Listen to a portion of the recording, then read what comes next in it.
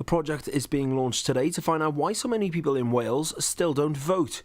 The Missing Voices project will look into how people across Wales feel about politics and what stops thousands of people from heading to the ballot box. We spoke to Jess Blair from Ers Cymru, who are launching the project. So Missing Voices is an attempt to have a national conversation with people across Wales about politics. We've had loads of elections lately, and actually politics goes beyond people turning up or not turning up to vote at a polling station. What we want to do is tap into what people across Wales really think about politics and how we can make it more engaging and improve it.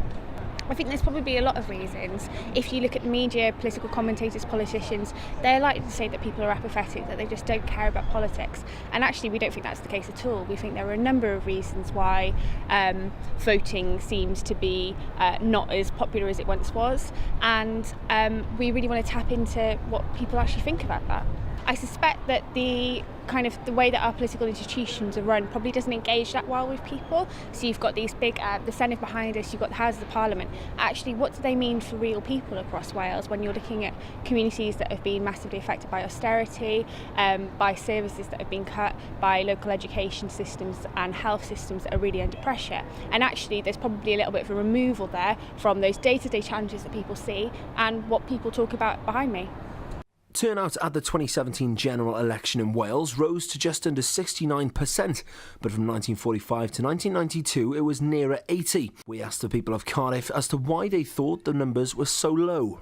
I think people are sort of feeling slightly disillusioned, maybe. I think no one's really standing up with a voice for the younger generation, whereas you've got Jeremy Corbyn coming in now, and I think people are really sort of looking at what he stands for, and all the council estates and everyone coming from those sort of areas are sort of looking up to someone that's actually going to make a change and make a difference. So I think that's why there's more of an insurge of younger people voting now than opposed to maybe the last 20 years. Possibly a lot of people were sort of still on the fence about which sort of side to go. I think social media came across quite bullying sometimes, either which party, so I think a lot of pressure on people, yeah. I think people are disillusioned, and I think people can't see what the difference is between the political parties and don't understand what it means for them. I think the parties need to be clear about what their aims and objectives are. I think they need to listen to what the general public are saying and look at what's important to them rather than what's important to the politicians.